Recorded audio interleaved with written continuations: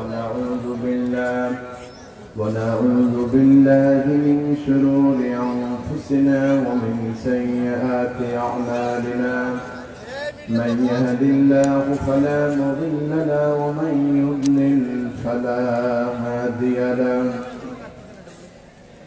ونشهد أن لا إله إلا الله وحده لا شريك له ونشهد أن سيدنا وحبيبنا ومولانا محمدا عبده ورسوله الذي أرسله بالحق بشيرا ونذيرا وداعيا إلى الله بإذنه وسراجا منيرا فقد قال الله تعالى في كلامه المجيد وفرقانه الحميد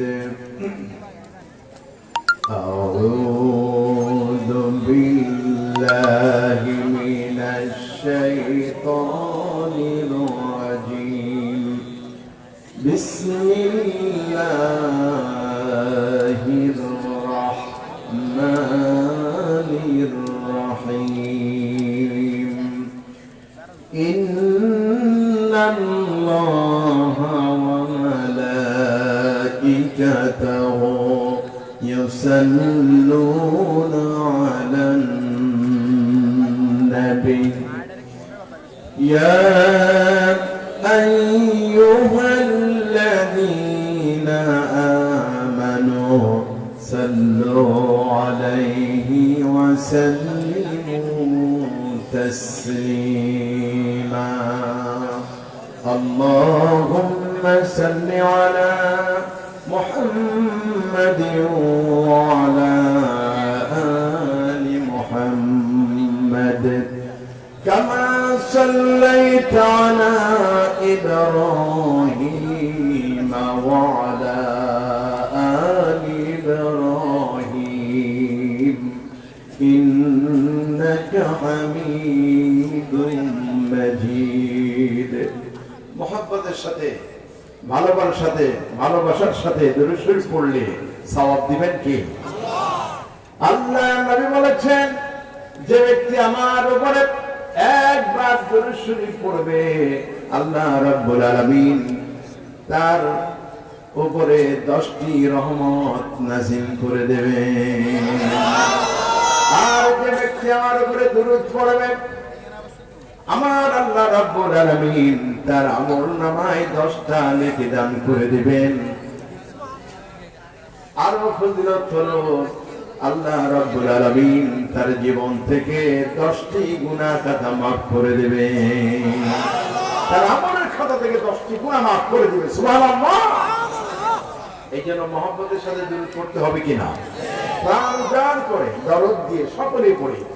اللهم بارك على محمد وعلى آل محمد كما باركت على إبراهيم وعلى آل إبراهيم إنك حميد مجيد بلغ العلا بكماله كشف الدجى بجماله حسنت جميع خصاله صلوا عليه بالفشاني طریقت کو دریا کر دیا درفشانی نے طریقت کو دریا کر دیا دل کو روشن کر دیا آنکھوں کو بینا کر دیا بلغ المولا بکمالہ کشف الدجى بجماله حسنت جميع خصاله सल्लो अलैहि। खोद न थे जुराह पर गैरों के हादी बन गए। खोद न थे जुराह पर गैरों के हादी बन गए। कानदर थी जिसने मुर्दों को मसीहा कर दिया। बलगल उला बिकमालिही कशफत दुजा बिजमालिही हसनत जमीउ ख़िसालिही। सल्लु अलैहि। अल्लाहुम्मा आमीन। रब्बना ज़लमना अनफुसना व इन लम तग़फिर लना व तरहमना लनकुनन्ना मिनल ख़ासिरीन। आय अल्लाह ताआला ঐতিহ্যবাহী জেলা লক্ষ্মীপুর রায়পুর প্রখ্যাত ওলিয়ে কামিল মাওলানা হযরত পীর ফজলুল হক ওরফে বড় মিয়া সাহেব বাগদাদ রহমাতুল্লাহ আলাইহির স্মরণে 109তম 3 দিন ব্যাপী ঐতিহাসিক তাফসীরুল কোরআন মাহফিলের আজকের এই সমাপনী রজনীতে আল্লাহ তোমার বাছাই করা তোমার নির্বাচিত বান্দা বান্দীদের নিয়ে দুরূদ ইব্রাহিম পড়ে আল্লাহ তোমার শাহী দরবারে হাত তুলেছি। মেহেরবানি করে আমাদের সওয়াবটুকু সোনার মদিনায় নবী পাকের রওজা মুবারকে পৌঁছে দাও আল্লাহ রব্বুল আলামিন। तमाम পৃথিবীর মাটির নিচে যত মুমিন মুমিনা কবরবাসী হয়েছেন আয় আল্লাহ কবরগুলি তুমি জান্নাতের টুকরা বানায় নাও। আয় আল্লাহ তাআলা দূরের এবং কাছের আয় আল্লাহ তোমার যে সকল বান্দা বান্দিরা এসেছেন কাউকে তুমি ভাগ্যহত করে ফিরিয়ে দিও না। আয় আল্লাহ যারা তোমার এই জান্নাতের এই দিনী মজলিসে বসে গিয়েছেন মাবুদ গো কাউকে তুমি জাহান্নামে দিও না, সকলকে তুমি জান্নাতের মেহমান করে দিও। রব্বুল আলামিন সফরের কারণে বাইরে আছি, আমার প্রতিবেশী এলাকাবাসী একজন ভাই দুনিয়া থেকে বিদায় হয়ে গেল। আয় আল্লাহ চোখেও দেখলাম না, মৃত চেহারাটাও দেখলাম না, জানাজায় শরীক হতে পারিনি। রব্বুল আলামিন আয় আল্লাহ মুসাফির হাতে দোয়া করি আল্লাহ তাআলা তুমি দয়া করে আমাদের মুমতাজ ভাইকে আল্লাহ তুমি জান্নাতুল ফেরদৌসের মেহমান করে দিও। আয় আল্লাহ তাআলা এই বিশাল মাহফিলের আয়োজন যারা করেছেন আর শোনার জন্য যারা এসেছেন কিয়ামতের দিন মুসিবতের সময় এই মাহফিল আমাদের সকলের জন্য নাজাতের ওসিলা বানিয়ে দিও আল্লাহ।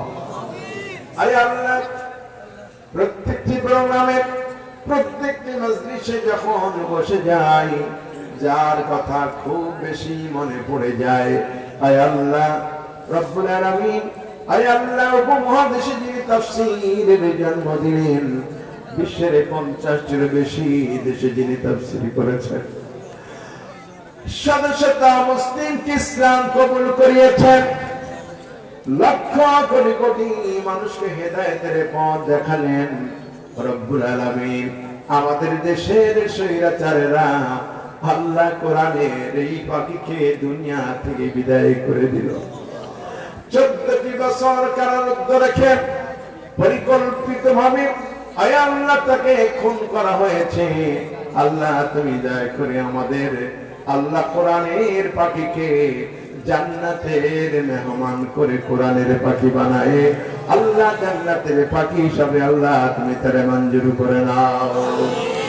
ইয়া রব करम तू अगर करे ओ बात जुबा को जो दिल पर असर करे।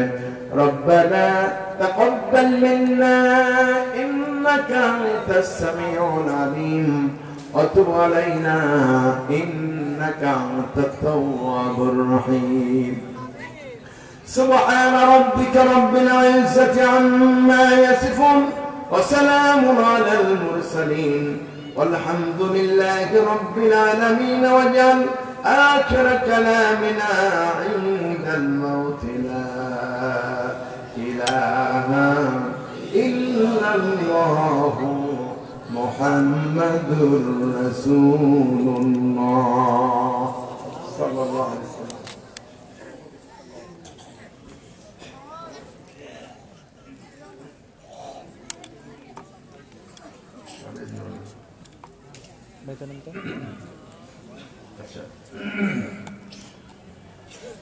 লক্ষ্মীপুর রায়পুর পীরবাড়ি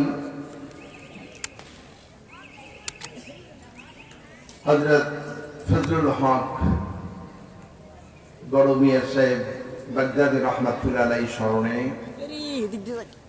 109তম 3 দিন ব্যাপী তাফসীরুল কোরআন মাহফিল আজকের এই সমাপনী দিবসের সুযোগ্য সম্মানিত সভাপতি বিশিষ্ট ইসলামী চিন্তাবিদ বিশিষ্ট আলেম দ্বীন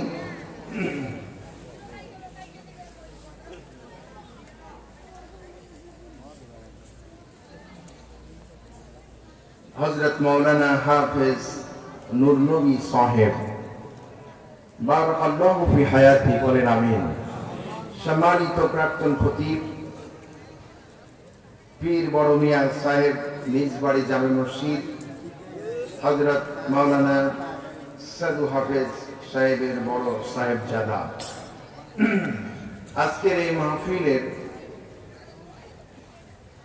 সম্মানিত অতিথিবৃন্দ হযরত উলামায়ে কেরাম অনেকে কথা বলেছেন ইতিমধ্যেই আপনাদের সামনে কথা বলেছেন হযরত মাওলানা নিজামউদ্দিন হযরত মাওলানা মোহাম্মদ নোমান সালেহী হযরত মাওলানা জাফর সাদেক আনসারী সাহেব কথা বলেছেন হযরত মাওলানা সালাউদ্দিন চাঁদপুরি সাহেব সম্মানিত খতিব আবু বকর রাদিয়াল্লাহু তাআলা আনহু জামে মসজিদ গুলশান ঢাকা এবং আজকের এই মাহফিলের যিনি অত্যন্ত গুরুত্বপূর্ণ মেহমান যার নাম বারবার উচ্চারণ করেছিলেন আল্লামা দেলওয়ার হোসেন সাইদি চট্টগ্রাম বিশাল লালদিঘি ময়দানে যখন তাফসীর হতো তখন এই নামটি আমরা আল্লামা সাইদির কণ্ঠে অনেকবার শুনেছি ঠিক কিনা সেই বাংলাদেশের অন্যতম বাংলাদেশের কৃতি সন্তান বিশিষ্ট আলেম দ্বীন বিশিষ্ট ইসলামিক চিন্তাবিদ সৈয়দ মোহাম্মদ আনোয়ার হোসেন তাহের জাবিরি আল মাদানী বারাকাল্লাহু ফি হায়াতি বলি আমিন সম্মানিত খতিব আন্দরকিল্লা শাহী জামে মসজিদ চট্টগ্রাম এবং বর্তমান আরো কিছু উপাধি আপনারা পাবেন বাংলাদেশ ইসলামিক ফাউন্ডেশনের গভর্নিং বডির অন্যতম সদস্য তিনি ইতিমধ্যে হয়েছেন বলেন আলহামদুলিল্লাহ আজকের এই মাহফিলের মঞ্চে উপস্থিত হযরত উলামায়ে কেরাম বিভিন্ন দূর দূরান্ত থেকে আগত আইম্মায়ে মাসাজিদ উপস্থিত সুধীবৃন্দ সম্মানিত মুসলমান ভাইরা পর্দার অন্তরালে অবস্থানরত আমার সম্মানিত মা বোনেরা আইন শৃঙ্খলা বাহিনীর সম্মানিত ভাইরা ইলেকট্রনিক্স মিডিয়া ব্যক্তিত্ব সকলকে আমি আবারও আমার হৃদয় নিংড়ানো শ্রদ্ধা ভালোবাসা সহ জানাই সালাম আসসালামু আলাইকুম ওয়া রাহমাতুল্লাহি ওয়া বারাকাতুহু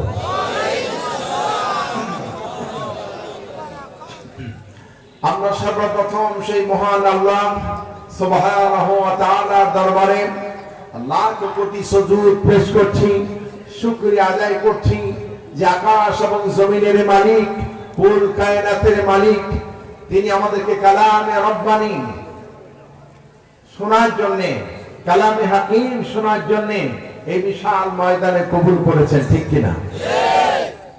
সেই মহান মনিবের দরবারে আমরা শুকরগুজার হচ্ছি, আমরা পড়ছি আলহামদুলিল্লাহ।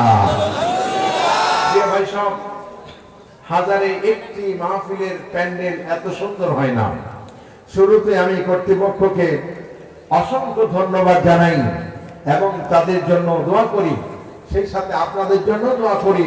আল্লাহ রাব্বুল আলামিন আপনাদের জীবনের ওই সমস্ত রোগগুলি ভালো করে দিন, যেই রোগগুলি এখনো আপনারা চিনেনও না, জানেনও না। হয়তো বা ডাক্তারের কাছে গেলে রোগ ধরা পড়লে আপনার 5 লক্ষ 10 লক্ষ টাকায়ও সুস্থ হওয়া সম্ভব নাও হতে পারে, ঠিক কিনা? সমস্ত সুস্থতার মালিককে, সমস্ত অভাব দূর করে দেওয়ার মালিককে, আমাদের মনের কামনা বাসনা পূরণ করার মালিককে, সুস্থ করে দেওয়ার মালিককে, রিজিক দেওয়ার মালিককে, আল্লাহ রাব্বুল আলামিনের দরবারে আমরা শুকরগুজার হচ্ছি, আমরা সকলে পড়ছি আলহামদুলিল্লাহ। আজকের মাহফিলে আসতে পেরে আমরা খুশি নাকি বেজার? অল্প না বেশি? তাহলে জোরে সোরে শুকরিয়া আদায় করলে খুশি হবেন কে? নারাজ হবে কে? তাহলে আমরা কার নামে? আল্লাহর নামে শুকরিয়া আদায় করব। জোরে সোরে সমস্বরে একযোগে সকলে পড়ছি আলহামদুলিল্লাহ। রব্বানা লাকাল হামদ হামদান কাসীরান তাইয়িবান মুবারাকান ফিহি ইয়া রাব্বি লাকাল হামদু কামা ইয়ানবাগি লিজালালি ওয়াজহিকা ওয়া আযীমি সুলতানিক। আমরা আল্লাহ রাব্বুল আলামিনের দরবারে শুকরিয়া আদায় করে নিলাম, কারণ আল্লাহ রাব্বুল আলামিন যদি আমাদেরকে এখানে আসার সুযোগ করে না দিতেন আমরা কেউ আসতে পারতাম না। একান্তই রবের করুণা ছাড়া, দয়া ছাড়া পৃথিবীতে কেউ কোনো ভালো কাজ করতে পারে না। দেখেন, মাহফিলটা এখন প্রায় শেষ হওয়ার কথা ছিল, কিন্তু আমি এখন উঠলাম। তো যেহেতু অনেক রাত হয়ে গিয়েছে, একটু কষ্ট আপনাদের হবে, প্রতিদিন তো হয় না। তো আজকে আমি আপনাদের সামনে কিছু কোরআন থেকে কথা বলতে চাই। সুযোগ দিবেন তো ইনশাআল্লাহ? সকলে খুশি তো? কোরআনের জন্য আমরা সবকিছু দিতে প্রস্তুত আছি, ঠিক কিনা? এতদিন মাহফিল করতে গেলে অনুমতি চাইতে চাইতে স্যান্ডেলের তলা ক্ষয় হয়ে যেত, আবার অনেক জায়গা নাকি ঘুষও দেওয়া লাগতো। মাশাআল্লাহ, আল্লাহ ভালো জানেন। আপনারা জানেন এই লক্ষ্মীপুর রায়পুরে আরো একটা বিশাল মাহফিল হতো 10 দিন ব্যাপী, কি ঠিক না? আপনারা কি দেখেছিলেন আমাকে? ওখানে প্রচুর লোক সেখানে সমাগম হতো। গত বছরে সেই মাহফিল বা তার আগের বছরে হতে দেওয়া হয়নি, ঠিক না? এবারে আমরা সেই হতে না দেওয়া কাজা প্রতিশোধ হিসাবে গ্রহণ করে সেই মাহফিলে আরো বেশি উপস্থিতি হব, ঠিক কিনা? বক্তা যে আসুক, আমি না থাকি অসুবিধা নেই। আমার কোন মুসলমান ভাই তো আসবেন, ঠিক কিনা? যিনি আসবেন তার তাকে সাড়া দিব ইনশাআল্লাহ। বলছিলাম, একান্তই রবের করুণা ছাড়া পৃথিবীতে কেউ কোনো ভালো কাজ করতে পারে না। আচ্ছা, ওয়াজ করা ভালো কাজ নাকি? ওয়াজ শোনাও ভালো কাজ। তাহলে এই ভালো কাজের সুযোগ কিন্তু সকলের হয় না। অনেকে এসেছেন, বাইরে বেড়াচ্ছেন, কেউ দাঁড়ায় আছেন, কেউ বসে আছেন, কেউ ভাবতেছেন কেমন হয় আগে একটু দেখি, মানে এক ঠ্যাং ময়দানে আরেক ঠ্যাং বাইরে, যে বেশি ভালো লাগলে বসবো, ভালো না লাগলে এভাবেই চলে যাবো। নানা নিয়ম নিয়ে আমরা দাঁড়ায় আছি, ঠিক না? যাই হোক, আল্লাহ তাআলা আমাদের জন্য সহজ করে দিন, বলি আমিন। তো বলছিলাম যে আল্লাহ রাব্বুল আলামিন যাকে কবুল করেন তিনি কেবল হেদায়েতের উপরে থাকেন, ভালো কাজ করেন। যার জন্য নবী করিম সাল্লাল্লাহু আলাইহি ওয়াসাল্লাম আল্লাহর শেখানো ভাষায় তিনি আল্লাহর কাছে দোয়া করতেছিলেন এভাবে: রব্বানা লা তুযিগ কুলুবানা বা'দা ইয হাদাইতানা ওয়া হাব লানা মিন লাদুনকা রাহমাতান ইন্নাকা আনতাল ওয়াহ্হাব। আয় আল্লাহ তাআলা তুমি আমাকে হেদায়েতের পথে আনানোর পথ আমার অন্তঃকরণে তুমি বক্রতা সৃষ্টি করে দিও না, হেদায়েতের পথ থেকে তুমি আমারে দূরে সরিয়ে দিও না। আয় আল্লাহ তোমার চাইতে বড় রহমদাতা আমার জন্য আর কেউ নাই। নবীজি এভাবে দোয়া করছেন আর কাঁদছেন।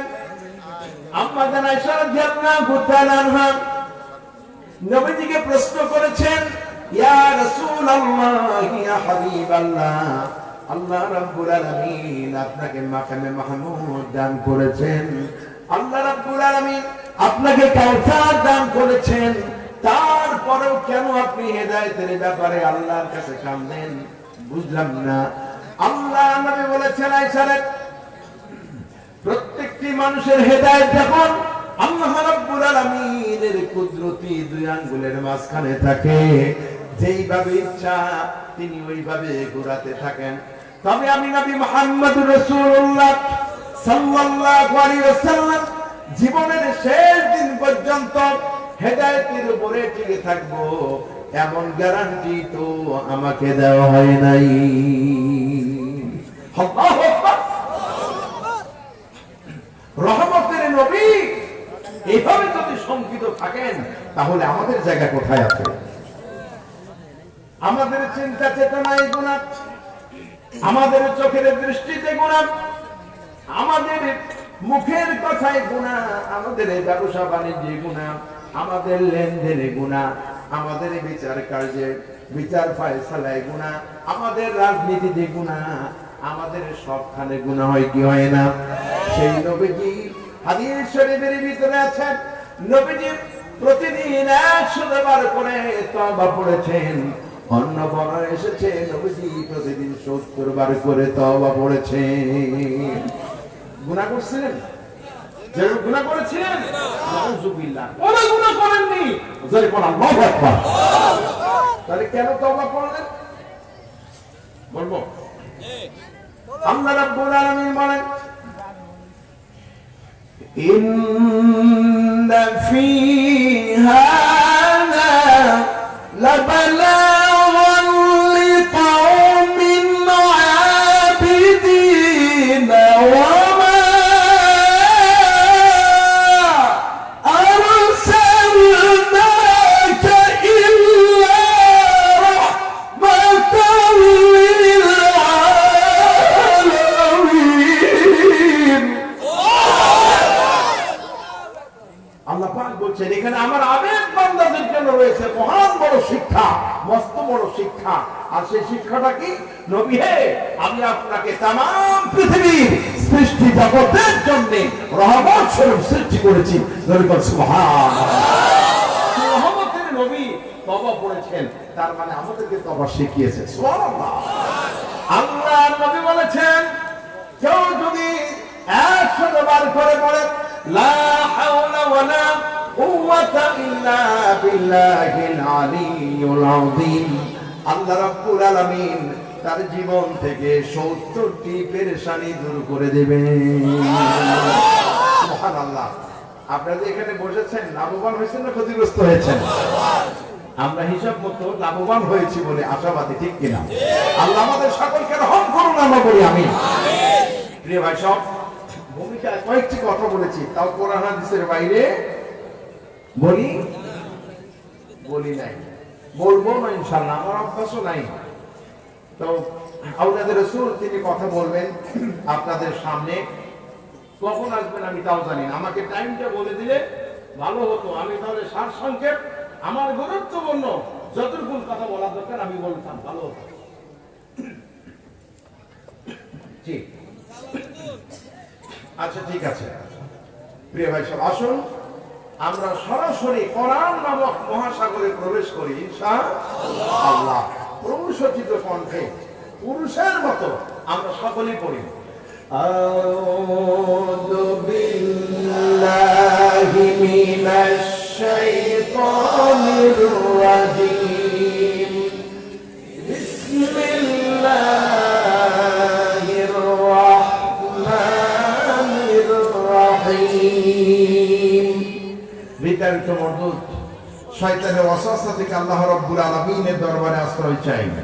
পরম করুণাময় ও অসীম দয়ালু আল্লাহ রাব্বুল আলামিনের নামে শুরু করা যাচ্ছে। ওয়াইলুল লিকুল্লি হুমাযাতিন লুমাযাহ, একটু কন্ট্রোল করেন। ওয়াইলুল লিকুল্লি হুমাযাতিন লুমাযাহ الذي جمع مالا وعدده يحسب أن ماله أخلده كلا لينبذن في الحطمة وما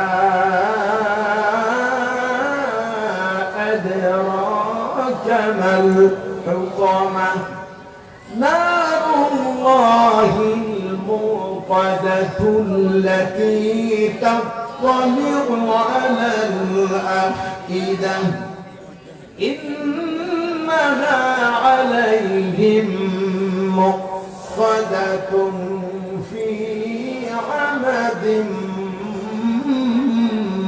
ممددة صدق الله العظيم। পবিত্র কোরআনুল কারীম, কোরআন হাকীমের 30 পারার অন্যতম একটি সূরা, সূরা হুমাযা। নাম কি? সূরা হুমাযা। ছোট্ট একটি সূরা, সম্পূর্ণটাই তেলাওয়াত করেছি। তেলাওয়াতকৃত সূরার সরল তরজমা। ওয়াইলুল লিকুল্লি হুমাযাতিন লুমাযা, দুর্ভোগ, দুঃসংবাদ, জাহান্নাম তাদের জন্য যারা প্রকাশ্যে এবং গোপনে নিন্দা করে।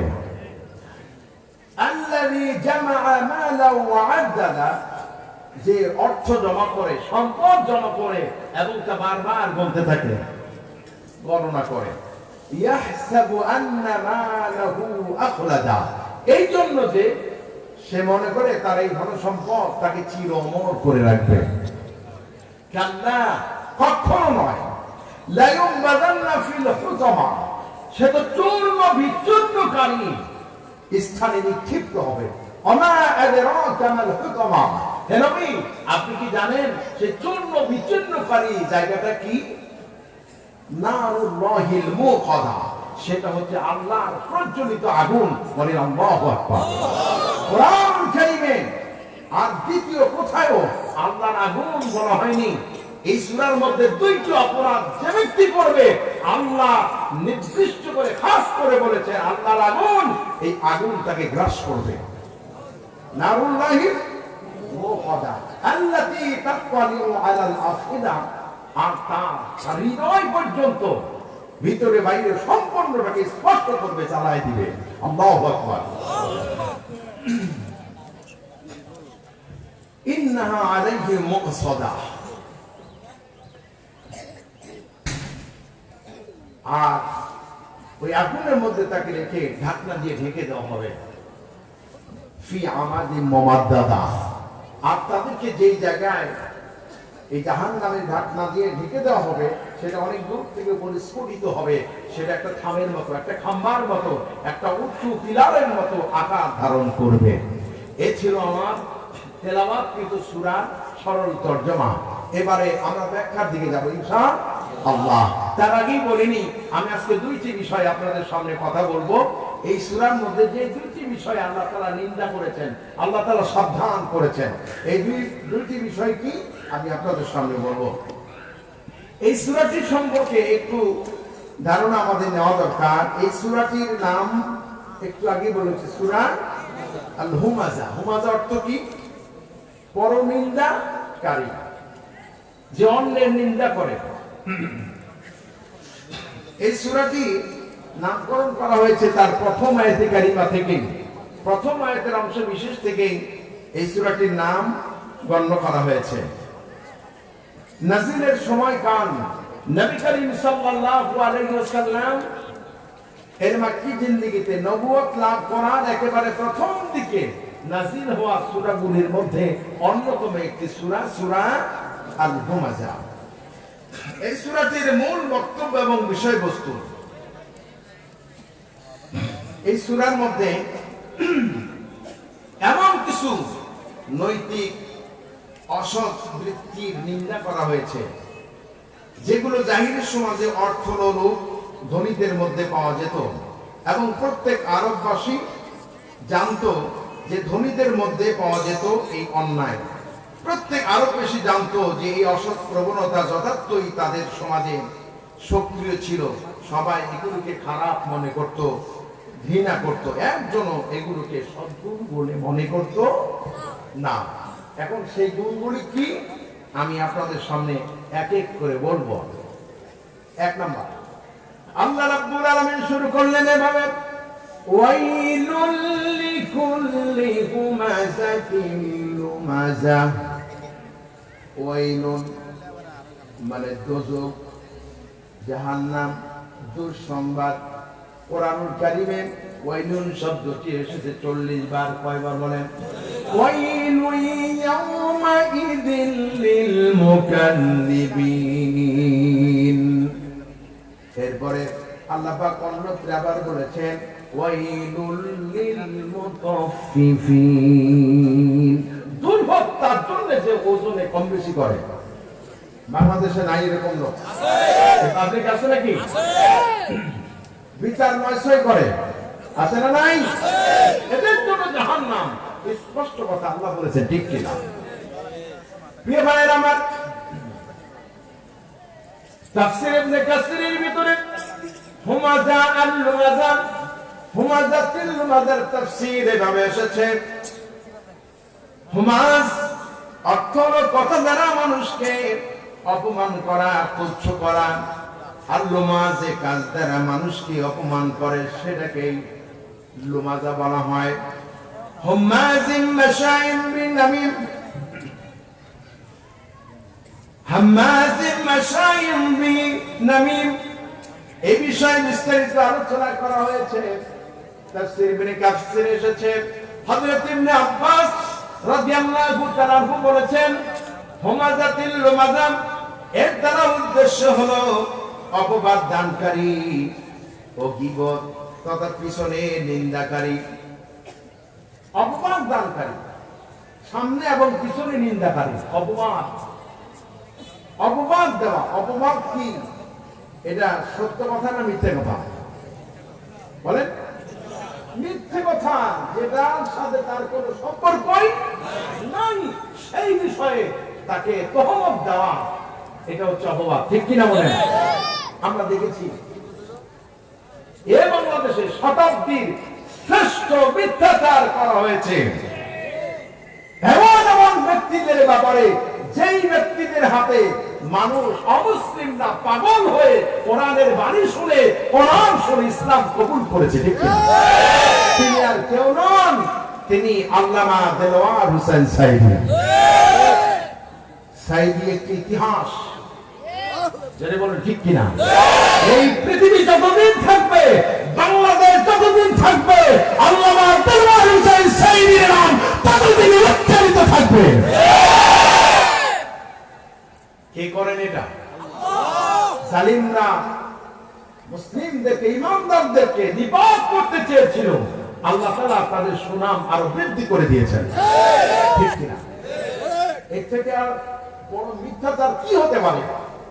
আল্লামা দেলোয়ার হোসেন সাইদিকে বলা হয়েছে রাজাকার, তাকে বানানো হয়েছে ধর্ষণকারী, তাকে বানানো হয়েছিল চোর। দেখেন আল্লাহর কি বিচার। আল্লাহ নবী বলেছেন, এই পৃথিবীতে যদি কোন ব্যক্তি কোন নিরপরাধ ব্যক্তিকে কোন ব্যাপারে অপবাদ দেয়, তাহলে আল্লাহ রাব্বুল আলামিন তাকে ওই অপরাধের অপরাধী না বানিয়ে দুনিয়া থেকে বিদায় করে না। প্রমাণ পেয়েছেন? যাকে বলা হলো মানবতা বিরোধীকারী, মানবতা বিরোধী অপরাধের যাকে দোষী করা হলো, আজকে গোটা পৃথিবীর সমস্ত মানুষ সাক্ষী, কিন্তু সাইদির ব্যাপারে মানুষ সাক্ষী ছিল না। মানুষরা জানেও না, কোনোদিন শুনেও নি, কোনোদিন দেখেও নি, বিশ্বাসও করে নাই। তারপরেও জোর করে তাকে মানবতা বিরোধী অপরাধী বানানো হয়েছে। কিন্তু যারা এই নিরপরাধী মানুষকে কামরুজ্জামান, মাওলানা দেলোয়ার হোসেন সাইদি, মাওলানা মতিউর রহমান নিজামী, অধ্যাপক গোলাম আজম, মীর কাসেম আলী, কাদের মোল্লা সহ 11 জনকে যারা যুদ্ধপরাধী চোর ডাকাত বানিয়েছে, গোটা পৃথিবীর সমস্ত মানুষ সাক্ষী যে এরা প্রত্যেকেই মানবতা বিরোধী কাজ করেছে, খুন করেছে, গণহত্যাকারী হিসেবে প্রমাণিত হয়েছে। বলবেন ঠিক কিনা?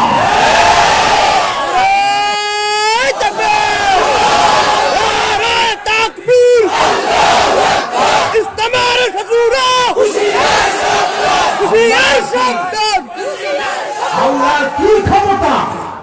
আল্লাহর নবী বলেছেন যে 2 জনের দোয়া 3 জনের দোয়া কবুল করা হয়। মাজলুম যখন দোয়া করে তার দোয়া কখনো ফিরিয়ে দেওয়া হয় না। জাহান্নামের ভয়তে যে ব্যক্তি কাঁদে তাকেও ফিরিয়ে দেওয়া হয় না। সুবহানাল্লাহ। মুসাফিরের দোয়াও ফিরিয়ে দেওয়া হয় না। সারা জীবন কোরআন তেলাওয়াত করেছি, কিন্তু কোরআনের বাস্তবতা নিজের চোখে দেখবো এটা কোনোদিন কল্পনা করতে পারেনি। প্রমাণ কি বলবো আমি?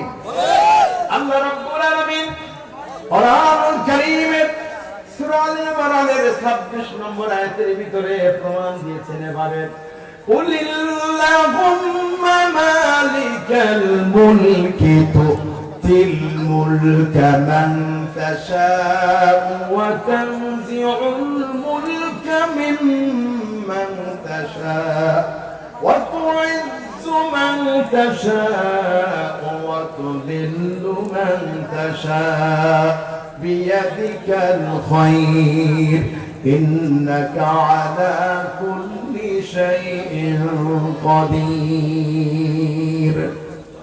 হে নবী, আপনি বলুন, আমি যাকে ইচ্ছা তাকে রাষ্ট্র ক্ষমতা দান করি, আর আমি যাকে ইচ্ছা আর যার থেকে ইচ্ছা রাষ্ট্র ক্ষমতা ছিনিয়ে নেই, কেড়ে নেই। আমি যাকে ইচ্ছা সম্মানিত করি, আর যাকে ইচ্ছা লাঞ্ছিত করে দেই।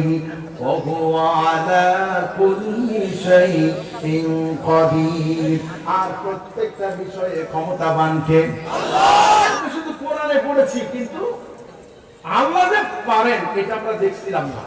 কিন্তু আল্লাহর অশেষ রহমতে আমরা দেখেছি অস্ত্র সজ্জিত এক শ্রেণীর গুন্ডা, এক শ্রেণীর লুটেরা, সন্ত্রাসী, খুনিরা অস্ত্র হাতে নিয়ে নিরস্ত্র নিরীহ তরুণ ছাত্র সমাজের কাছে সাচল্য পরাজয় বরণ করেছে। এখানে আল্লাহ সাহায্য ছাড়া হতো? 4 তারিখও কল্পনা করেছিলেন? কল্পনা করেননি।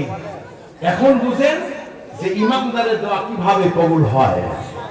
আল্লামা সাইদি তার বড় সন্তান যখন সাইদি সাহেবকে মানবতা বিরোধী অপরাধে তাকে অপরাধী, ধর্ষণকারী, খুনি, রাজাকার নানান চমক দিয়ে হাজির করলো, বড় সন্তান নিজে চোখে বাপের উপরে এই অপবাদ সহ্য করতে না করে হার্ট অ্যাটাক করলো, হাসপাতালে ইন্তেকাল করেছে। আল্লামা সাইদির কারণে মুক্তি পেয়ে জানাজায় এসেছেন। আমি নিজে ছিলাম, গোটা দুনিয়া দেখেছে, তার বক্তব্য এখনো রেকর্ড হয়ে আছে। ঠিক কিনা? তিনি বলেছিলেন আসমানের দিকে তাকিয়ে, আল্লাহ তোমার জাতের কসম, তোমার ইজ্জতের কসম, তোমার সম্মানের কসম, 1971 সালে আমি সাইদির গায়ে 71-এর মানবতা বিরোধী যুদ্ধ অপরাধের কোন বালি বা কাদা আমার গায়ে লাগে না। ইসলাম বিদ্বেষীরা তিনি বলেছেন আমার শুধু কাজ ছিল কোরআনের প্রচার করা। আমি কোরআনের প্রচার করেছি। নাস্তিকবাদীরা সহ্য করতে পারে নাই, নাস্তিকবাদীরা সহ্য করতে পারে না বলেই আমাকে বানানো হয়েছে চোর, আমাকে বানানো হয়েছে ডাকাত, আমাকে বানানো হয়েছে ধর্ষণকারী। তিনি আল্লাহর কাছে বিচার দিয়েছিলেন, আল্লাহ আমি শহীদ হতে চাই, তবে চোর এবং ডাকাত এই অপবাদ দিয়ে মরতে চাই না, আমি দিনের জন্য শহীদ হতে চাই। আল্লাহ পাক ওই বাতিলদের, নাস্তিকদের কারাগার থেকে বের করে হাসপাতালে এনে শাহাদাতের মৃত্যু দিয়েছেন। ঠিক কিনা? প্রিয় ভাই, সব আল্লাহ রাব্বুল আলামিন এই সব কিছু অবলোকন করেন, ঠিক কিনা? আল্লাহ রাব্বুল আলামিন নিষেধ করেছেন, খবরদার তোমরা নিন্দা করো না, অপরকে নিন্দা করো না, অপবাদ দিও না। কোরআনুল কারীম আল্লাহ রাব্বুল আলামিন নির্দেশ দিয়েছেন এভাবে, ইয়া আইয়ুহাল্লাযীনা আমানু ইজতানিবু কাসীরাম মিনাজ-যন্ন ইন্না বা'দায-যন্নি ইসমুন ওয়া লা তাজাসসাসু ওয়া লা ইয়াগতাব বা'দুকুম বা'দা আইয়ুহিব্বু আহাদুকুম আন ইয়াকুলা লাহমা আখিহি মাইতান ফাকারিহতুমুহু ওয়াত্তাকুল্লাহ ইন্নাল্লাহা খাবীরুম বিমা তা'মালুন। আল্লাহু আকবার। আল্লাহ রাব্বুল আলামিন বলেন, হে বিশ্বাসীগণ, হে ঈমানদারগণ, তোমরা কেউ অনুমান এবং ধারণা করো না, অনুমান এবং ধারণা থেকে তোমরা বিরত থাকো, এবং তোমরা কেউ একে অপরের দোষ খোঁজো না, এবং তোমরা কেউ অন্যের গীবত করো না। আইয়াকুলা লাহমা আখিহি মাইতান, তোমরা কি তোমাদের মৃত ভাইয়ের গোশত খাওয়া পছন্দ করো নাকি? ফাকারিহতুমু, আল্লাহ পাক বলেন না, তোমরা কেউ পছন্দ করো না। ফাকারিহতুমু ওয়াত্তাকুল্লাহ,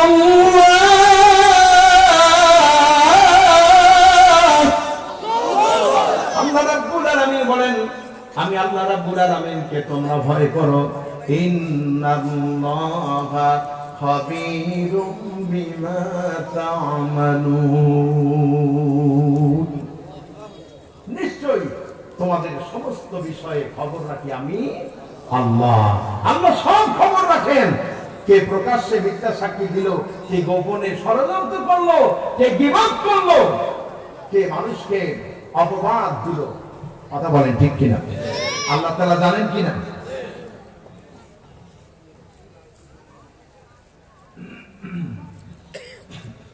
প্রিয় ভাইরা আমার, আল্লাহ রাব্বুল আলামিন আমাদেরকে সাবধান করেছেন, খবরদার তোমরা গীবত করো না। হ্যাঁ, গীবত করা কি সুন্নাত না নফল? জোরে বলেন, সবাই বলেন। আচ্ছা, গীবত সত্যি কথা না মিথ্যে কথা? জি, মিথ্যে কথা। আচ্ছা, কে কে বলেছেন মিথ্যা কথা? একটু হাত তোলেন তো। আরে ভয়ে ভয়ে হাত তোলেন না, ভালোভাবে তোলেন। কে কে গীবতকে মিথ্যা বলেছেন? হাত তোলেন, হাত নামান। গীবত কিন্তু মিথ্যা না, গীবত 100% সত্য কথা। হুজুর ঠিক না? কিভাবে সত্য? গীবত কোনটা? যে বিষয়ে একজন বলেছেন সেই কথাটা সত্য, কিন্তু ওই কথাটি আরেক জায়গায় বললে যিনি বলেছেন তার মনে কষ্ট লাগবে। এই সত্য কথাটাই আপনি আরেক জায়গায় বলেছেন। যেমন আপনার বাবা 2 ভাই 2 বোন, বাপের 2 ছেলে 2 মেয়ে, 2 ভাইকে জমি জমা ভাগ করে দিয়েছেন, মেয়েদেরটা রেখেছেন, এখনো জ্ঞান নাই। কিন্তু মেয়ে এবার চাচাকে বলতেছে, মেয়ের চাচাকে বলছে, অথবা কোন ব্যক্তিকে বলছে, দেখেন আমার আব্বা, আমরা 4 ভাই বোন 2 ভাইকে ভাগ করে দিল, কিন্তু আমাকে, আমার বোনকে এখনো দেয়নি। কথাটা কিন্তু সত্যি, কি ঠিক না? সত্য কথায় চাচাকে বলেছেন, চাচাকে বলতেছে, আপনার মেয়ে তো এই কথা বলেছেন, উনি তো আপনার জমির ভাগ চান। তাহলে এটা তো সত্যি কথা ছিল, এটা সমাধানের জন্য নয়। যদি রাগ করে বাপের মনে কষ্ট দেওয়ার জন্য বলেন, কথাটা যদিও সত্যি, তাহলে কষ্ট দেওয়ার জন্য কোনো কথা পিছনে বলা, এটা হচ্ছে গীবত, ঠিক কিনা? সত্য কথাটাই বলেছেন, আর যেটা সত্য নয়, মিথ্যে বলা, এটা হচ্ছে অপবাদ, ঠিক কিনা? প্রিয় হাজরিন, এই গীবত করা এটা সম্পূর্ণরূপে হারাম। মানুষকে প্রকাশ্যে নিন্দা করা, গোপনে নিন্দা করা এক শ্রেণীর মানুষের অভ্যাস আছে, কি আছে না? ইয়ার্কি করে, ঠাট্টা করে অনেক কথা বলে, সেই জনসমক্ষে তাকে অপমানিত করা হয়। এটা আল্লাহ তাআলা নিষেধ করেছেন। সুবহানাল্লাহি বিহামদিহি। আল্লাহ পাক এই মানব গোষ্ঠীকে সৃষ্টি করেছেন। তিনি চান সকলে সুখে থাকুক, শান্তিতে থাকুক এবং আনন্দের সাথে থাকুক। হানাহানি, কাটাকাটি, মারামারি এটা আল্লাহ চান না, ঠিক কিনা? এই জন্য আল্লাহ রাব্বুল আলামিন নিষেধ করেছেন। প্রিয় হাজিরিন, এবার আমি আপনাদের সামনে এই নিন্দার বিষয়ে, কি কারণে মানুষ, কোন কোন কারণে মানুষ জাহান্নামে যাবে, কোন কারণে মানুষ জান্নাতে যাবে, হাদিস বলবো। কষ্ট হবে নাকি আপনাদের? عن ابي هريره رضي الله تعالى عنه قال قال رسول الله صلى الله عليه وسلم أتدرون ما أكثر ما يدخل الناس الجنة আল্লাহর নবী বিশ্ব নবী মুহাম্মদ রাসূলুল্লাহ সাল্লাল্লাহু আলাইহি ওয়াসাল্লামের হাদিস বর্ণনা করেছেন হযরত আবু হুরায়রা রাদিয়াল্লাহু তাআলা আনহু। তিনি বলেন, আল্লাহর নবী বলেছেন, আমি কি তোমাদেরকে বলবো না, তোমরা কি জানো মানুষকে কোন জিনিস সবচেয়ে বেশি জান্নাতে প্রবেশ করাবে? আল্লাহ পাক হাবিব প্রশ্ন করছেন সাহাবীদেরকে, তোমরা কি জানো কোন দুটি জিনিস মানুষকে সবচেয়ে বেশি জান্নাত দিবে? আমি বলবো, আল্লাহ নবী বলেছেন তাকওয়াল্লাহি ওয়া হুসনুল খুলক। এক নাম্বার হচ্ছে আল্লাহর ভয়। আল্লাহু আকবার। আল্লাহর ভয় যারা করে, আল্লাহর কাছে ওই ব্যক্তি সবচেয়ে প্রিয়। আল্লাহ রাব্বুল আলামিন বলেন, ইন্না আকরামাকুম ইনদাল্লাহি আতকাকুম। আমার বান্দাদের মধ্যে সবচেয়ে প্রিয় ওই ব্যক্তি আমার কাছে যে সবচেয়ে বেশি আমাকে ভয় করে। আল্লাহকে যে ব্যক্তি ভয় করেন, তার সমাজনীতি, তার অর্থনীতি, তার রাজনীতি, তার সমস্ত হাট বাজার, ব্যবসা বাণিজ্য, বেচাকেনা সবকিছু সুন্দর হবে, হালাল হবে, ঠিক কিনা? আল্লাহর ভয় যদি থাকে, ওই ব্যক্তি পিতামাতার সাথে সদাচরণ করবেন, ভালো ব্যবহার করবেন, কোনো সন্দেহ নাই। মানে আল্লাহর ভয় প্রত্যেকের অন্তরে থাকতে হবে, ঠিক কিনা? ব্যবসা করতে গেলে ভয় করব কাকে? রাজনীতি করতে গেলে ভয় করতে হবে কাকে? আমরা কিন্তু এখান থেকে দূরে আছি। অনেকে বলে ধর্ম করতে গেলে রাজনীতি, মৌলবাদীরা করে, এ কথা বলে কিনা? যারা বলে তারা হতভাগা, তারা কোরআন জানে, হাদিস জানে না। যেই কাজে ধর্ম নাই ওটা কোনো কাজই না, ওটা হলো শয়তানি কাজ। ওটা কোনো মানুষের কাজ নয়, ওটা কোনো মুসলমানের কাজ হতে পারে না, ওটা হলো শয়তানের কাজ। সুতরাং আমার দেশে প্রচলিত যে রাজনীতি, জাতীয়তাবাদ, সমাজতন্ত্র, ধর্ম নিরপেক্ষতা মতবাদের রাজনীতির নামে আসলে এরা পেটনীতি করে। কারণ এরা কেউ চাকরি করে না, এরা কেউ ব্যবসা বাণিজ্য করে না, কাজকর্ম করে না, কি করে? রাজনীতি করে, খালি লুটেরা লুট করার জন্য, ঠিক কিনা? আমরা দেখেছি বর্তমান সময়ে যারা আল্লাহর আইন ও সৎ লোকের শাসন চান, এরা ছাড়া ভবিষ্যতে যদি সূক্ষ্ম রাজনীতি এদেশে প্রতিষ্ঠিত হয়, তারা রাজনীতি ছেড়ে দিতে বাধ্য হবে, ঠিক কিনা? ভাইয়ের আমার, এইভাবে যাদের উপরে জুলুম করা হলো, তারা ভয় করেছিল কাকে? আল্লাহকে ভয় করেছিলেন আর ধৈর্য ধারণ করেছেন। আল্লাহ তাদেরকে পুরস্কৃত করেছেন, সর্বোচ্চ পুরস্কার দিয়েছেন। আল্লাহ পাক তাদেরকে শাহাদাতের মৃত্যু দিয়েছেন, ঠিক কিনা? এরপরে যারা ওই কাফেলায় আছেন, তাদেরকে আল্লাহ কি করবেন? কোরআন বলছে, বলবো আমি, فَإِنَّ مَعَ الْعُسْرِ يُسْرًا إِنَّ مَعَ الْعُسْرِ يُسْرًا। আল্লাহ পাক বলেছেন, নিশ্চয়ই কষ্টের সাথে আছে সুখ, অবশ্যই কষ্টের সাথে আছে আনন্দ। জোরে বল সুবহানাল্লাহ। আমি অনেক জায়গায় বলেছি, আজকেও বলি, আল্লাহ পাক ওয়াদা দিয়েছেন নিশ্চয়ই কষ্টের সাথে আছে সুখ। যারা কষ্ট করেছে তাদেরকে আল্লাহ সুখ দিবেন, ঠিক কিনা? এই কোরআন শরীফে আছে না নাই? ওলামায়ে কেরাম বলেন আছে না নাই? সুতরাং এই বিগত 17 বছর কষ্ট করেছে কারা? কারা কষ্ট করেছে? যারা আল্লাহর আইন সৎ লোকের শাসন চান, তারা শুধু কষ্ট করেননি, তারা রক্ত দিয়েছেন, তারা জীবন দিয়েছেন।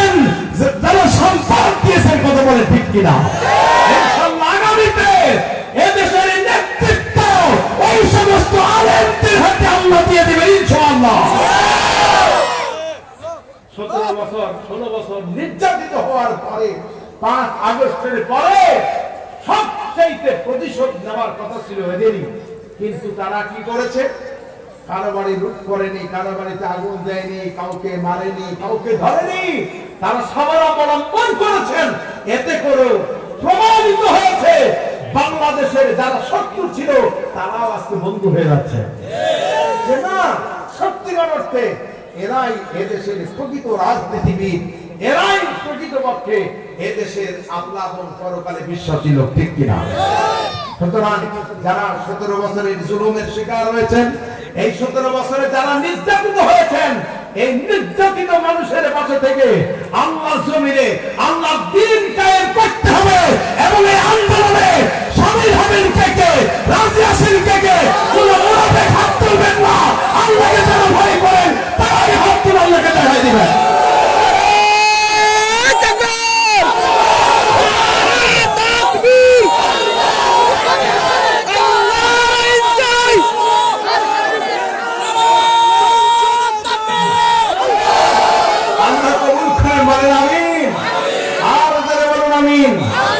ইনশাআল্লাহ সফলতার সুবাতাস আমরা লক্ষ্য করছি। ইনশাআল্লাহ বলি ইনশাআল্লাহ। আল্লাহ আমাদেরকে সেই হিকমত এবং কৌশল আরো বেশি দান করুন। আল্লাহ পাক বলেছেন কি, ইযা